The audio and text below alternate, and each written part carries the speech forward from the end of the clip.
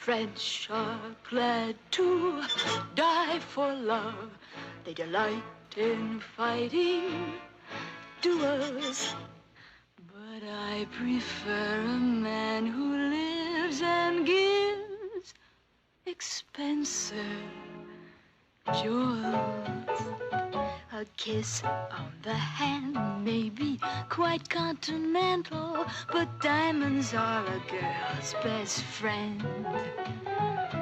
A kiss may be grand, but it won't pay the rental on your humble flat or help you at the automat. Men grow cold as girls grow old, and we all lose our charms in the end.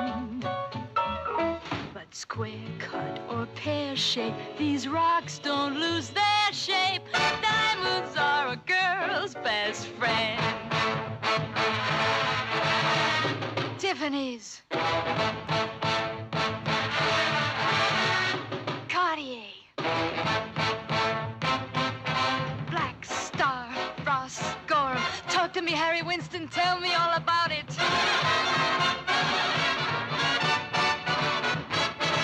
There may come a time when a lass needs a lawyer, but diamonds are a girl's best friend.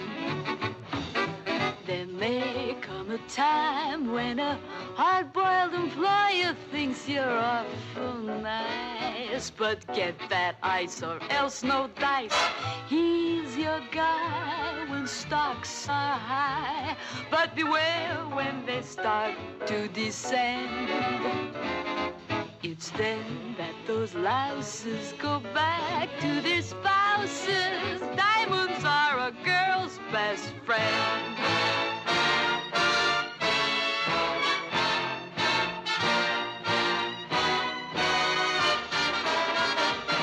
I've heard of affairs that are strictly platonic, but diamonds are a girl's best friend. And I think affairs that you must keep Masonic are better bets. If little pets get big baguettes, time rolls on, and youth is gone, and you can't straighten up when you bend. But stiff back or stiff knees, you stand straight as Tiffany's. Diamonds, diamonds. I don't mean rhinestones, but diamonds are a girl's best friend. All right, so we have our speaker for today. That's Kathy. She's going to talk to us about micro diamonds and her collection of that, which I'm certainly looking forward to, and I think a lot of other people will be.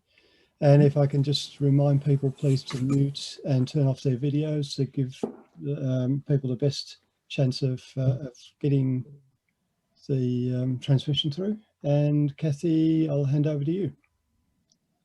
Okay, so first I'll screen share.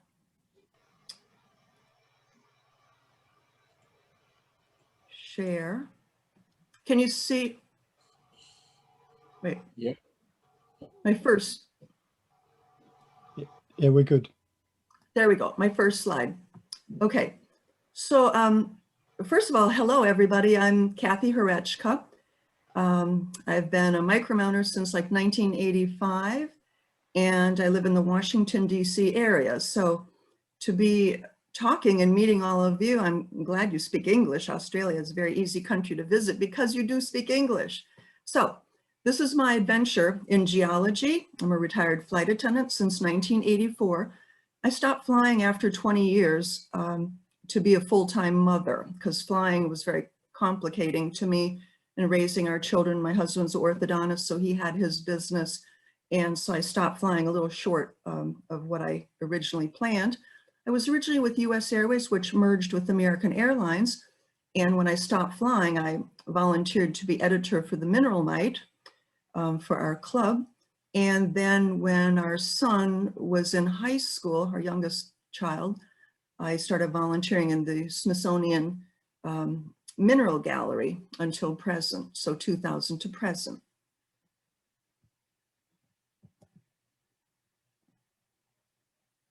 Okay, so basically gratitude to Fred Schaefermeyer. He was my mentor for all those years in Alexandria, Virginia, and Paul and Jenny Smith. And Jenny wrote a beautiful book on understanding crystallography, and gratitude to them, I became a micromounter. I'm gonna try, I've got, let's see. I'm trying to, there we go. I got rid of all the people on the left side. So I collect naturally occurring diamonds, not faceted. I'm not interested in faceted jewelry.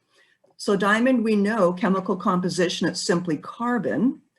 And the field of view of my diamonds would be anywhere from 2 millimeters. Here's your centimeter chart, your inches, 3 millimeter, 5 millimeter is my largest. So they're very tiny and they fit in my, I like a black box with a clear lid. The boxes are just short of 1 inch square. So diamonds, they're formed at depths of 150 to 200 kilometers in the upper mantle. Here's the upper mantle. And they're brought into the surface in a peculiar igneous rock called kimberlite, named after the diamond-bearing region of Kimberley, South Africa, where these rocks were first identified. Kimberlites are intrusive bodies that originate in the upper mantle and are injected upward through the upper mantle and the lower upper crust, eventually reaching the Earth's surface as a small volcanic complex. So look, kimberlites are 2 billion years to recent in age. Kimberlites contain diamonds, not all of them, but they're going to be anywhere from 1 to 3 billion years old. Kimberlites are the diamondiferous ones, are in the Archean cratons, which are like 2.5 billion years old. And kimberlites basically drill through the crust through narrow pipe-like intrusion dikes at a very high speed. So I mentioned cratons, and that's very significant in diamond kimberlite pipe formations because cratons are pieces of the continent that have been stable for over 1 billion years. And take, for example, Northwest Territories. Here's a craton, and here's where the first diamond mining in Canada began. You've got major cratons, Siberia, Russia, and a little bit of mining in India. But here, notice how South America plate tectonics fit into Africa. And look at the correlation of the craton and as a result, diamond minings. So pay attention to the navy blue dots. Those are the major kimberlite deposits, mostly Africa, Siberia, and of course, Canada now. And here, Argyle, but they're not major producing. We'll talk about that in a moment. So I love geography. Where are diamonds found? The top diamond mining countries, Botswana, Russia, South Africa, Angola, Namibia. Here's Australia, Democratic Republic of Congo, which was former Zaire, and then Canada's coming soon, so we know that this map is dated. And the other thing I want you to notice, traditional cutting centers, New York, Antwerp, Belgium, Tel Aviv, Israel, Mumbai, India, and then Johannesburg, South Africa. And here you are in Australia. Okay, so this is a little more detail exacting map. Again, we're looking for the red dots, the major kimberlite, diamond producing kimberlite pipes. Again, Canada, Russia, majority Africa, and Venezuela's here. But then notice that lamproite, okay, the little green diamond. Argyle is a lamproite. It's a different formation. It's not as deep as the kimberlite. And here in the United States is another lamproite, Crater Diamond State Park. That's in Arkansas. So the diamond lattice in mineralogy, diamond from the ancient Greek atomos, meaning unbreakable, is a metastable allotrope of carbon, where the carbon atoms are arranged in a variation of the face-centered cubic crystal structure called diamond lattice, and it's an isometric crystal system. So you'll notice the crystal octahedron. This is very common for the diamond. I have one slide with all words, but it's important. So the history of diamonds. Diamonds are made of pure carbon and are the hardest natural substance known to man. These diamonds can be transparent, translucent, white, yellow, green, blue, pink, or brown. Diamonds are formed in igneous rocks called kimberlite pipes or lamproites, which form from partially melted mantle at depths exceeding 150 kilometers. Diamonds are also found in loose mineral deposits called alluvial deposits, similar to that of like gold. So alluvial deposits are created by diamond pipe erosion and are easily excavated by shovel and pan. More advanced methods of mining use large machinery that moves the alluvial into large sorting pans that send different densities to smaller picking tables, followed by a grease table. Since diamonds are mostly water repellent, they're sorted in alluvial deposits by using grease, while other minerals develop a water coating and slide off the grease. The water-resistant diamonds stick to the grease and are collected. So mining kimberlite or lamproite pipes requires a more advanced degree of mining technology, and it's more expensive, open pit, open cast mining. Only 20% of the world's diamonds are taken from pipe mines. The remaining 80% of diamonds are alluvial. Now, I found that rather astonishing. So I first photographed my diamonds, and then for the program, I sometimes went and showed where and how the diamonds are mined. So color, like for example, Argyle, pink, red, where does that pink come from? It's a distortion in the crystal lattice. Blue, boron, you know, the Hope diamond is blue, so trace element boron enters the carbon atom and turns the diamond blue. Chromium turns diamonds green. Nitrogen, you know, the canary diamond in the jewelry market, is attributed to the yellow and orange diamonds. And hydrogen creates purple or violet hue in diamonds. But let's start with my adventure, my airline adventure to the Premier Diamond Mine, 1991. Horst and Hrechka Windisch invited me to Premier South Africa. Horst was actually inducted in the Baltimore Micromount Hall of Fame at one point, and that's, I think, where I met him.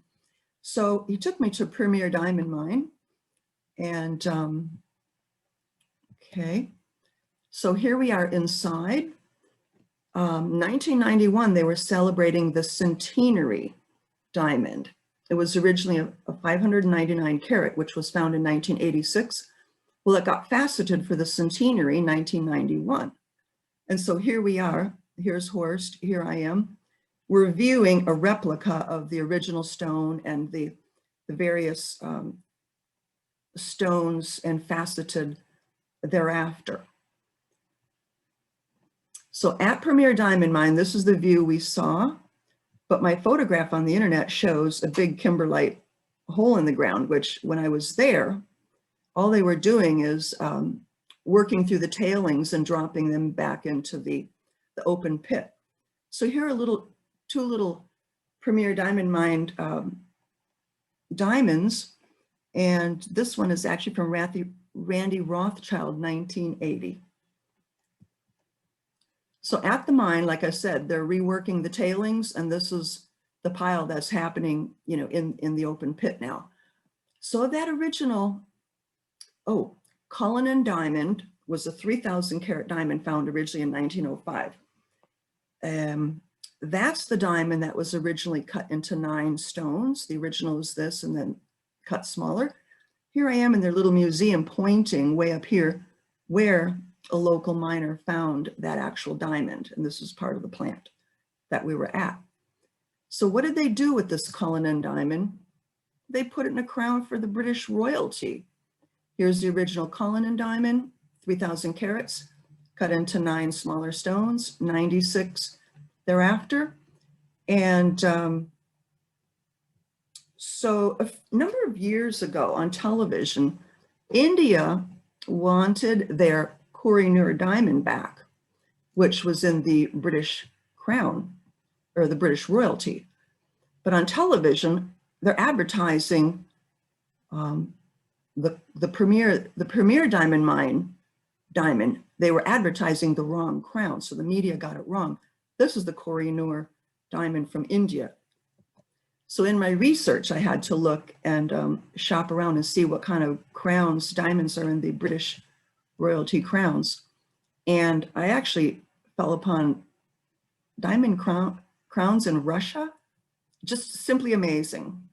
Again, I don't collect faceted stones. I'm simply a micromounter collecting the naturally occurring diamond. So then Premier Diamond Mine is really famously known for some of their blue diamonds. Okay, so let's go to the United States, Kelsey Lake, Larimer County, Colorado. Again, it was a kimberlite pipe. This is what it looks like today. It's by Fort Collins, actually, and these are 2 of my diamonds from Larimer County. Murfreesboro, Arkansas. Remember I said it was a lamproite pipe? Well, it's a state park, Crater Diamond State Park, so anybody can go. I have not been, but I do intend to go by myself. I just have to fly there, rent a car, and sit and play around until I find my very own diamond. If my family were to join me, they'd say I'm ready to go. This is why I have to go by myself. Now, I did get one, a little tiny, very, very tiny diamond from George Loud. And it was so small that I accidentally mounted it upside down. But I thought, no, I'm going to leave it upside down because it demonstrates that diamonds do break, even as small as they were. It's a broken specimen. So my airline layover, believe it or not, LaGuardia, New York City. I don't remember which year this was, but we were canceled for the day. And so I thought, wow, what am I going to do? Only one answer, go to the Natural History Museum, the American History Museum. And I stumbled upon a very interesting exhibit featuring Chuck Fipke, geologist from Edmonton, Alberta, Canada. He was prospecting for 10 years, diamond mining in Canada. And photography was not allowed in the exhibit, otherwise I would have documented it. But today, Canada is the world's 3rd largest producer by value of rough diamonds. The Hrechka mine has been producing diamonds since 1998 and Diavik since 2003. De Beers opened its first Canadian mine at Snap Lake, July 2008. And actually, they drained that lake to get to the kimberlite pipe, a confirmation that Canada is the new center of the world. So geologist Chuck Fipke located the kimberlite by indicator minerals. He was looking for green chrome diopsides and red garnets. I specifically remember the red garnet part. Low calcium, high chrome G10s that mean diamonds are nearby. So he was correct. Now, my husband's cousin from Edmonton sent me, he said, here are a bunch of diamonds from Canada, from the open pit Lac de Grasse.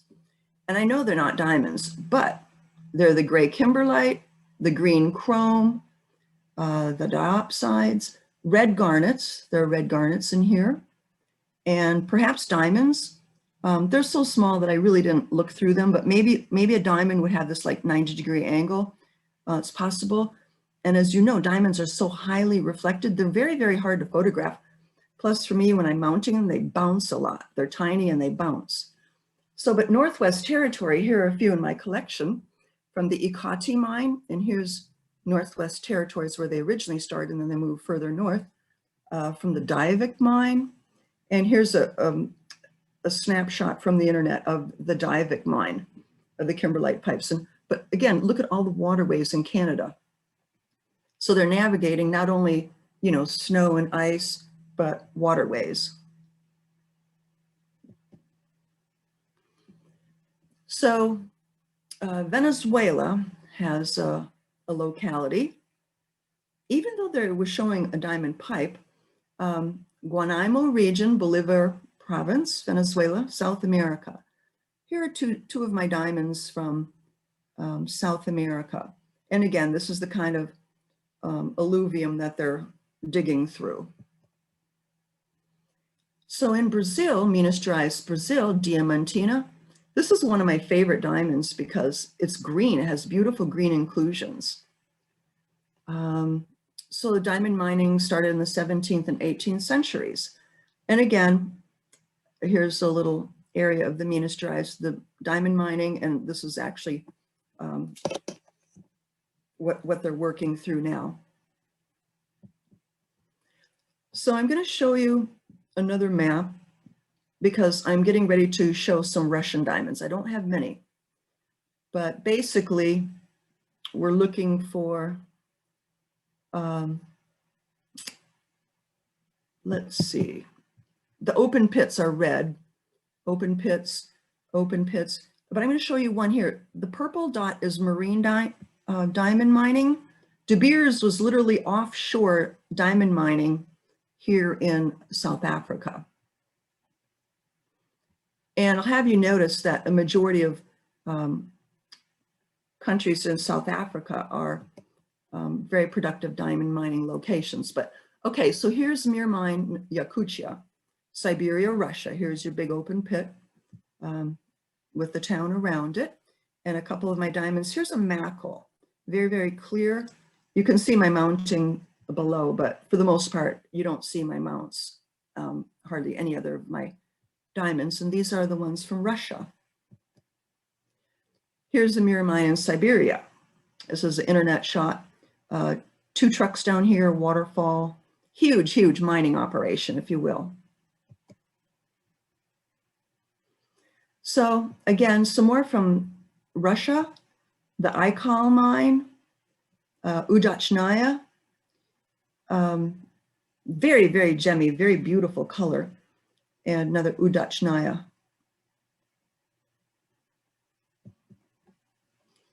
The Mir Botubia mine, I only have one very, very small diamond, but again, here's a geological survey map.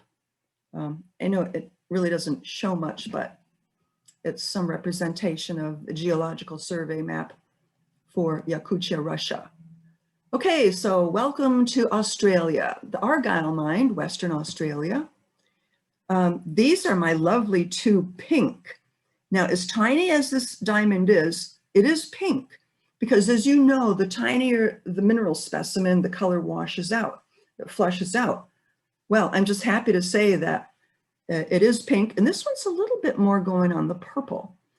So lamproite pipe, pink diamonds, the owner is the Rio Tinto Group, and they've been mining there in Australia since 1980 to the present. But Steve mentioned a while back that they're getting ready to stop mining. They're pretty much exhausted out. So the Argyle, this is my other diamond, you know, no pink color. And of course, here's Argyle. The Argyle diamond mine is located in the East Kimberley region in the remote north of Western Australia. Argyle was at times the largest producer in the world by volume. Although the proportion of gem quality diamonds was low, it's the only known significant source of pink and red diamonds, and additionally provided a large proportion of other naturally occurring diamonds, including champagne, cognac, and rare blue. So I found that rather interesting for Argyle. And for you, okay, I thought, let me Google the most expensive pink diamond because I know they're going to be from Argyle. But exactly, don't shop the jewelry industry. There's no way these are naturally occurring diamonds from Argyle. Beware. Now, my 30th wedding anniversary with my husband is coming up, and I'm glad Ken's at work because he's not going to see my program, because if he knew that I wanted a pink diamond, he'd go online to Costco and he'd find me a pink diamond. But no, I don't collect imitations. Okay, so let's move over to China. The Wolfang Dian, Liaoning Province, China. I only have 2 diamonds from China, and they happen to be from the same locality. And I will say this, in diamonds, I've got a pretty good sized collection, but if I were to say, you know, oh, I see a diamond, I would not know what locality it came from, because diamonds are very different from same localities, same regions. So that's a challenge. So in China, again, I had to ask myself, well, were there kimberlite pipes in China? Because that's the only place you're really going to find these diamonds. So exploration and production of diamond deposits in Huafang Dian area of the Liaoning province began in 1976. See, that's more recent. And diamond pipes were discovered in 1977. So the richest diamond deposits in the area began in the early 1980s, and the pipe was depleted and closed by July 2002. But you know, I mean, we have so much access, new material coming from China. So if anyone watching my program, if you know of any vendors that sell micromineral diamonds, you know, I definitely could use them. Okay, so the majority, I would say 2/3 of my micromineral collection of diamonds come from Africa. So these are the localities that I have. Start with Siberia, then we go to the Ivory Coast, Western Province, Ghana, the Democratic Republic of Congo, Angola, and go further south to Botswana, Namibia, Swaziland is over here, and then finally South Africa. So starting in the Sierra Leone region, the Kono district, Safado region, and Siwa River region. Notice they're not transparent, they're gemmy, but they're not transparent, they're rather translucent, perhaps opaque. Let's move over to Siberia. Excuse me, Liberia, Africa. Here's my diamond from Liberia. The Saniquelli region, Liberia. Lovely diamond. I love the triangular faces within diamond. That's one of the indicators of diamonds too, to have the little triangles. So remember the movie Blood Diamonds, 2006, Leonardo DiCaprio? It was I thought a really well done movie. So move over to the Ivory Coast. This diamond has a lovely inclusion, not just a feather inclusion where it's a play of light, but there's actually an inclusion in there. And that's what kind of fascinates me with viewing diamonds under the microscope, because for the most part, they're definitely transparent, translucent.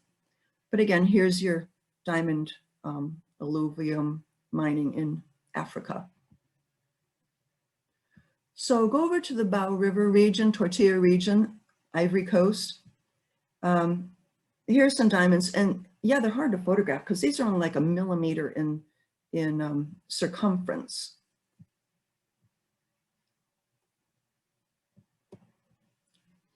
And some more from the Tortilla region.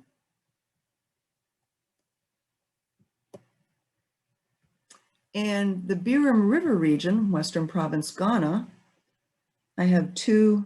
I really enjoy these shapes. They're just very different. And of course, they feature a little diamond stamp, Ghana. And of course, here's your prospecting.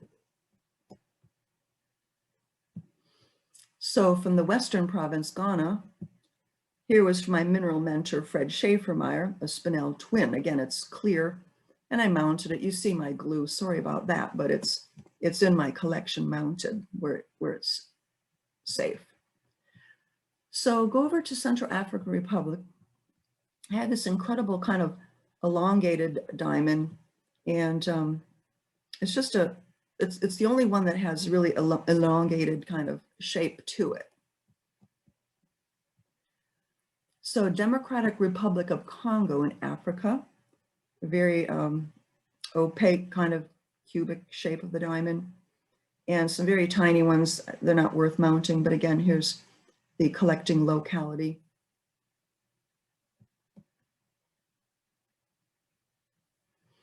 Here's some more from the Democratic. This is from the Kasai province. Extremely gemmy, you know, rather almost brownish orange in hue. And let's see, this would be diamond from the Miba mine, Kasai province. Of course, Democratic Republic of Congo was formerly Zaire. And here's some more from the Kasai province. Again, this is rather dark, but gorgeous, gorgeous under the microscope. A lot going on inside that diamond. And here's a few more. Again, very, very tiny. I blew this up and it's just a millimeter in size. It's so tiny. So in the Dudno region, Angola, you know, in the jewelry industry, this would be considered the canary, the yellow. Very, very gemmy, high reflections. You know, photographing diamonds is like photographing ice. It's just very difficult because they're so shiny and highly reflective. And go over to Namibia. So the Oranjemund district, lovely diamond crystal. And Lutteritz district, again, here's a Mackel, just very, very flat diamond. So Botswana, the Arapa mine in Botswana, basically here we go, that location, and a lovely, lovely gemmy cubic diamond. So go over to Swaziland now. I have this lovely black diamond. You know, in the jewelry industry, they consider like chocolate diamonds. Well, they're just, chocolate is just, you know, it's another adjective of a color, but the black is just fully included, very opaque. And then I have another tiny little diamond there too. So from the Wesselton mine, Kimberley District, South Africa, these are gorgeous diamonds. Highly gemmy. I guess this would be a twin. Very clear. Some more from that mine, and this would be a Spinel twin, and it actually comes from Paul Seal. Somehow I acquired it from his collection. So here's an example of the mine and two very lovely diamond crystals. And all my diamonds, there's no matrix on them. They're single little crystals.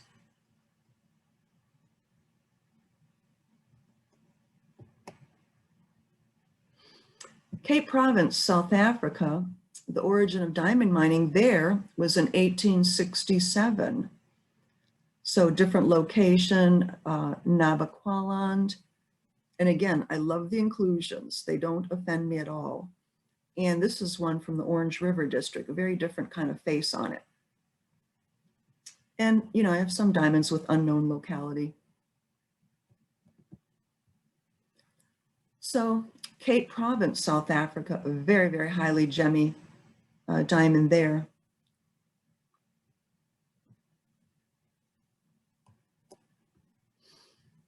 And more from South Africa.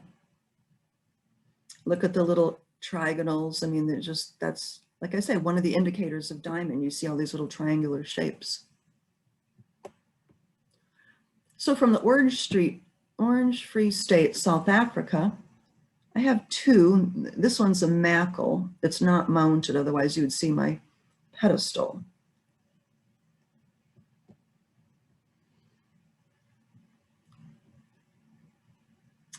This is one of my favorite diamonds. It's a beautiful octahedron. So this is a pyramid, you know, going down toward the edges. Again, hard to photograph because they're so gemmy. So I have to show you, I have a diamond. I purchased it from Al Prabula, And this is actually my favorite one because it comes with the proper Kimberley process certificate. And this one actually came from Antwerp, Belgium. And so it's legal. That's what I want to say. It's legal, 1.6 carat. And again, diamond mining's coming through, or diamonds coming through sorting districts or faceting localities. They don't care about locality. They just process the diamond as a diamond. So this is my one diamond, another one, beautiful diamond, and it's my largest one, with an unknown locality. So I have to tell you, you know, the synthetic diamond industry has been going on since like 1941. General Electric started producing for industrial purposes synthetic diamonds. And so here are some of my synthetic diamonds, a little selection from GE. Again, this is a Micromount box, so they're very, very tiny. Now, back before 1999, I put together an exhibit, 29 different world localities, exhibit for the Eastern Federation and then American Federation competition. And Eastern Federation, I won a trophy in 1999. And then I took that to the American Federation in 2001, but I got disqualified because a couple of my localities were river localities, and we know rivers can go for hundreds of miles. So I had to go back to the drawing board, and I did. And I came back in 2004, Syracuse, New York, and got a trophy for that. And here are my kids. I bought them their little cowboy boots and hat from Texas back in 2001. And the photomicrography, Paul Smith did all my photography, and this is all prior to the digital age. So I had to go and correct my locality on those river localities, right? So one of my airline layovers, I knew that there was a huge Micromount collection at the Denver Museum. And I arranged with Jim Hurlbut. He actually was from the Washington, D.C. area and then moved back to Denver by his daughter. And so he let me come in behind the scenes and start viewing some of Paul Seal's micromineral diamonds.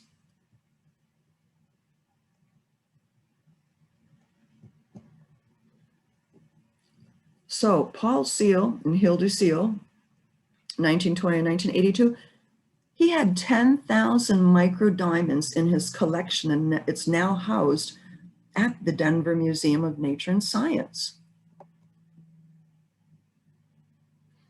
So the guys pulled out a couple diamonds for me to look at, and I was enamored by Paul Seal. Did like a little index card for each diamond. He wrote something about it, the notes, the year. That's his diamond mounting. And Jim's daughter, Susan Bucknam, was archiving all these index cards and digitizing everything. So good for her. So I was there in 2003, but thanks to her, things are coming on the World Wide Web. So in Paul's collection here, a couple diamonds. Here's an octahedron twin, 1954 mounting, 1958 Paul Seal. This is a diamond too. You would never recognize that as a diamond. So what did he do for an occupation? He was a mechanical engineer for the PA Railroad. And I thought this was a pretty neat drawing. He's demonstrating the Kimberlite volcano, again, 150 to 200 miles down, versus an ordinary volcano with a pool of magma, maybe 40 miles down. He drew that in 1979. But I was just privileged to be viewing much of his collection. So here's another Kimberley process certificate of Smithsonian, State of Israel. It's just an example. Why? Because when I volunteer at the Smithsonian, I get special privileges, and Dr. Jeff Post curator of geology, gems, and minerals at the Smithsonian, was in the Curious Zone. It's a location open to the general public. He's demonstrating diamonds in the rough. So here's like a conglomerate with a diamond right there. Of course, he's showing some beautiful diamonds, and he's holding a plastic sealed container of very large industrial grade diamonds, not faceted, just naturally occurring. Well, guess what? These diamonds came into the US Customs without Kimberley paperwork. So what happens to anything that comes without proper paperwork? It's donated to the Smithsonian. I find that rather interesting. And back in the day, this would have been like 1986 or 7 maybe, I'm in the Blue Room. Again, our mineral club, we're invited to come in and get special little sessions and such. And I'm holding a very specific diamond. This is the actual diamond that I was holding. Very, very strange shape and occurrence, very heavy. It was like over 200 carats, but that was a nice treasure for me to hold. So when we speak of the Smithsonian, the Hope Diamond is featured there. And it's a very interesting history. The Hope Diamond originally came from the Golconda region, 1668. It was originally a 115 carat diamond, but through history, it was cut down to a 68 carat called the French Blue. And then it resurfaced as a 45.5 carat right here, which it is today. British merchant Henry Philip Hope. That's where we get the name Hope Diamond. And then Cartier sold it to Evelyn Walsh McLean, of which her husband was the owner of the Washington Post newspaper. And then in 1958, Harry Winston, jeweler, New York City, donated the Hope Diamond to the Smithsonian. So here it is at the Smithsonian, natural lighting versus shortwave ultraviolet. So Dr. Post was explaining, you put the shortwave light, take it away. Actually, it does not fluoresce. You hit it with a shortwave light, nothing happens. But when you take that shortwave light away, it phosphoresces. So very interesting knowledge about the Hope Diamond. And again, here we are, me and Julia, she's my daughter. This was 2000. Again, in the Blue Room, one of the scientists is holding a little tiara over her head, which has been on display here and there. And here's how the Hope Diamond is displayed today. But I really appreciate diamonds. But in the museum, I volunteer. I want to share this with you because it's a brilliant exhibit. You know, carts are magnets to people coming and wondering, you know, what's going on in the mineral gallery. So, periodic table of a smartphone.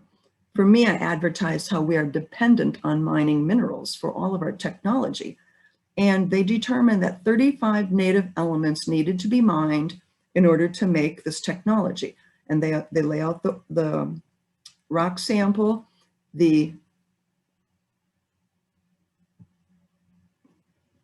element, the name, and then the phone part, and then the metal. So it's a really wonderful talking exhibit. And here they have a smartphone kind of pulled apart, just for people just like, oh, well, what's inside there? But really, it's all about the geology, and we know that. And of course, I love the elements. This is one of my favorite, and the museum sells this poster. It's a theater gray product. Okay, so London in search of diamonds. I accompanied my daughter and her roommate. They were going to be studying abroad in London a number of years ago. And once I dropped them off at their apartment complex, the next day, I headed straight for the Natural History Museum in London. And as you see, Charles Darwin greets you. Yeah, I studied the geology collection, but really I was there to go to the vault, because in the vault is a fantastic Aurora collection of colored diamonds. Two guys from New York, I think Stephen was from New Jersey. But I'm going to open my screen because I have a digital screen. Look at these faceted colored diamonds mounted on pins, basically. Well, so what I was looking for was a match like to the Hope Diamond, you know.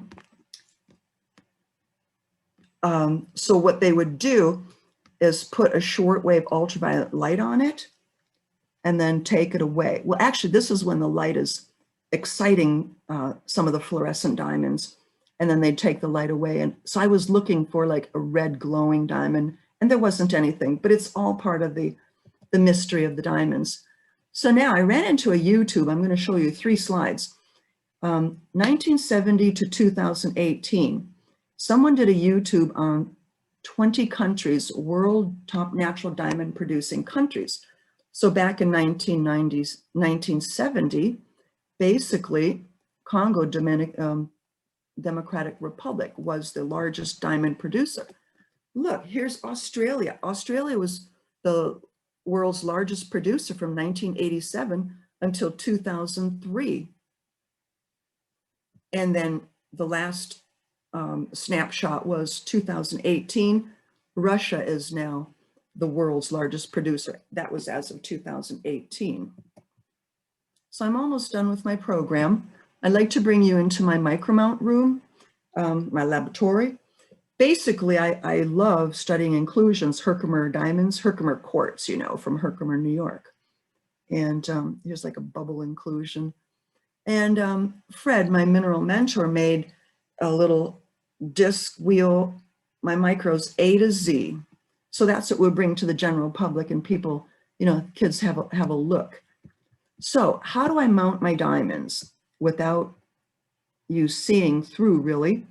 First of all, in preparation for this talk, I kind of went through my collection and found a bunch that I'd never mounted, including that one from Murfreesboro, Arkansas. And basically I work with reverse tweezers. I will stabilize my little pedestal. I use Elmer's glue because it's water soluble. So what is my pedestal? Bristles from a hairbrush. I found a hairbrush that had translucent little bristles. So I snip it off at the bottom, and then I have to snip off the top too, because I'm looking at a flat surface to set my diamond on. So this is what I do. Okay, so my reverse tweezer's holding it, and then with my fingers, actually, I set my diamond. Sometimes I can work outside of the microscope, but for the most part, I work under my microscope. I've tried using tweezers to mount my diamonds, but they just bounce, they ricochet. So I have no control with tweezers. And if I use a reverse tweezer, that'd be even worse. So one time I lost one of my diamonds and I really wanted it. So I put a pantyhose on the end of a vacuum hose and I found it. So our club website, dcmicrominerals.org. I'm actually the editor now for the Mineral Historian, and also conference chair. Once a year, we have our spring conference. So I took conference chair from 2017 to the present. And our Micromount conference is coming up April 10. We've got Mike Seed speaking and Quinton White. But here I am in the museum promoting my periodic table of elements on a smartphone. So, as customary to our conference, we always celebrate with Godiva chocolates from Belgium. Actually, Herwig Pelkman, a number of years ago, was our featured speaker, and he brought the finest Leonida chocolates from Belgium. And for you today, that's my eye candy. This is my global micromineral diamond collection in my Belgium chocolate box. So I still have room for a few more. So, you know, for our club, this is one of the smartest ways to advertise rather than like flyers. We just have like a little business card. It's easy to hand to people in person. Now, here I am. I was in Australia. My mission was to scuba dive. And actually, I was meeting up with a pilot, US Airways, and we misconnected in Sydney. So I was off on my own. This was before we had cell phones, and there was just no way I could get a hold of him. So I went off on my own dive boat and dove the Great Barrier Reef. Here's a beautiful giant clam. And again, since I misconnected with him, I ended up going to Ayers Rock because that was not on our itinerary. And here I am at Ayers Rock. This is the time when we were able to climb to the top. Check this out. Amazing formations at the top of Ayers Rock. And in Sydney, of course, I went to the Australian Museum and I learned that it was established 1827. So it's one of the world's oldest museum. So in 1991, it was this trip that I knew that I was going to marry my husband, Ken Hrechka. So it was a really wonderful trip. The fact that I, misconnected with my pilot friend, it was meant to be. So any airline employee, I'm retired airline, and I have a miniature liquor collection, which exceeds over 400 miniature liquors, and I prefer glass. So the end. Thank you very much. Stop share. Thank you, Kathy. That was excellent. Excellent. Thank you, Steve. Very good. Very good. Very good. Just a couple of things, just so you're aware. I think there was probably only 2 Australians on the call, which is me and Paul. Everybody else is outside of Australia. Wow, and that's cool. The other thing that I wanted to mention was about 30 or so kilometres from where I live, we've got a kimberlite pipe. No diamonds have been found there, but there is pyrite garnet. And it's a very, very small one. But I think it's the only one that I'm aware of in the state of Victoria. Yeah, there's several reports also of diamonds found in alluvium through Victoria and New South Wales, just small ones. The museum has a few in their collection and they don't really know where they come from. So whatever pipe they've come from was probably eroded a long time ago. Yep, totally agree. All right, do we have any questions for Kathy? Doug? Well, I put in the chat, but I want to comment that big diamond that you had at the Smithsonian, I've had that in my hand too. We met Jeff Post once and he took us way in the back and he was putting a bunch of stuff in our hands. That one was amazing because just how cold it was when you put it in your hand. Exactly. That's I wasn't going to say that because I didn't know if anyone really recognized that, but yes, super cold. Yeah.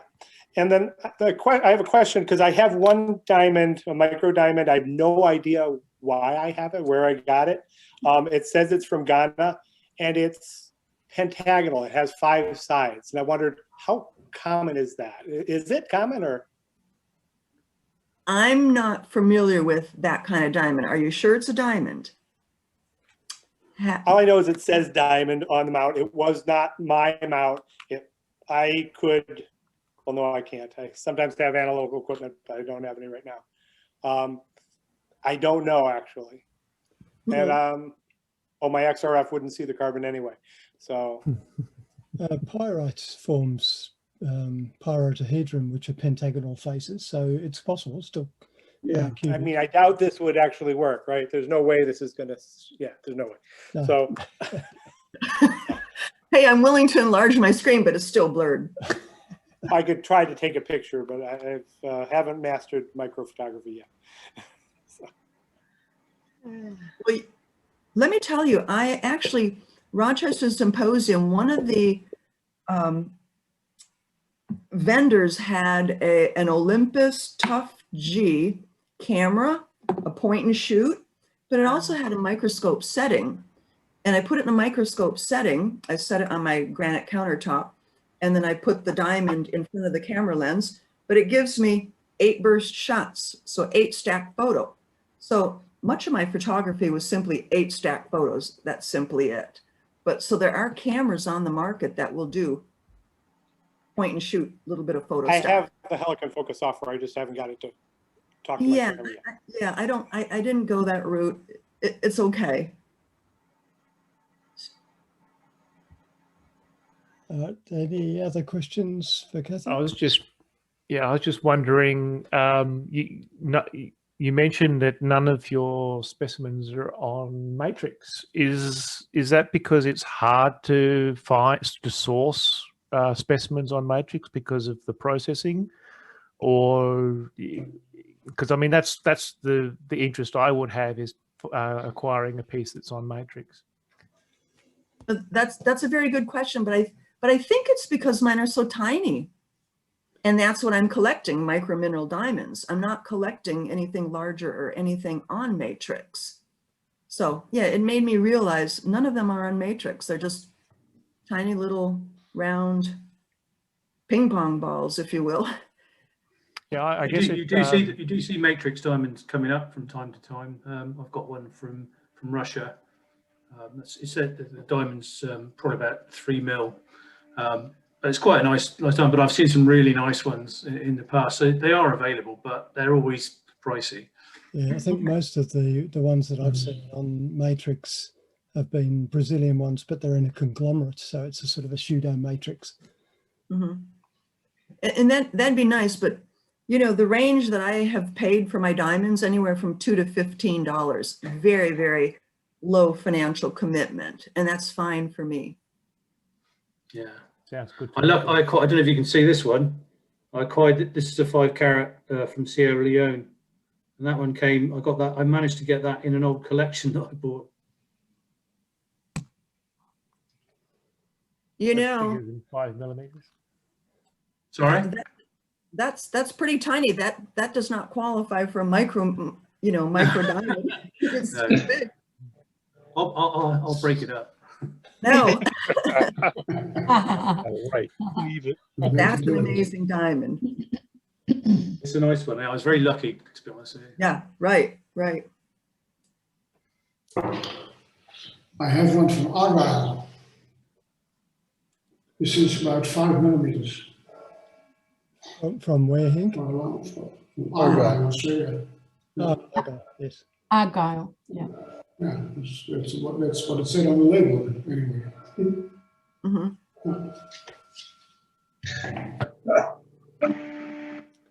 All right, if there's no other questions. No, I have a question. It's Felicity from Ottawa, Canada. I think you said that you were planning on going, was it Arkansas or somewhere, and digging yourself and trying to find some micro diamonds.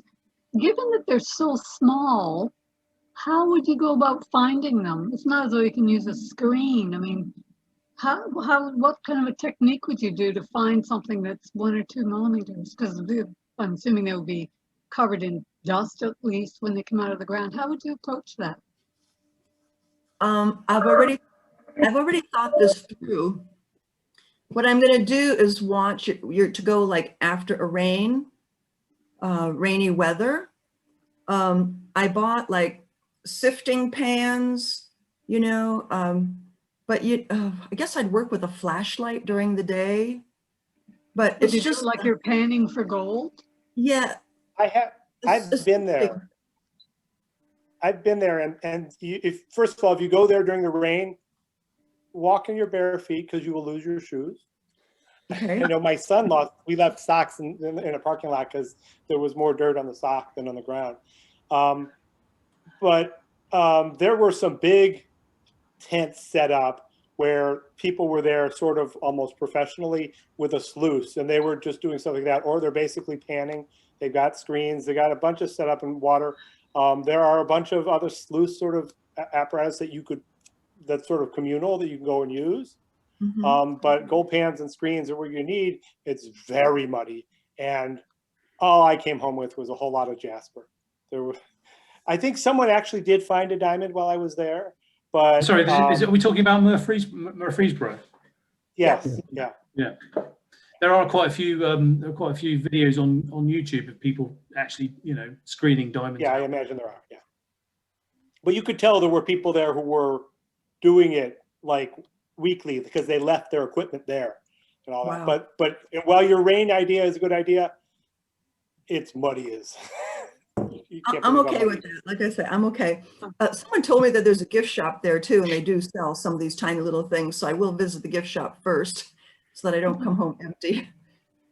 But you know, it's the adventure. It's the adventure. It's workable. You can also collect quartz while you're nearby, you know, hot springs. Okay, thank you. All right. Anything else? If not, we will finish up for today, and we'll have Henk back in 2 weeks' time. Yeah. Yeah. All right. Thank you, everybody. Thank you. Everybody. Thank you. you. Bye. Thank you, everybody. Bye-bye. Yeah, totally good.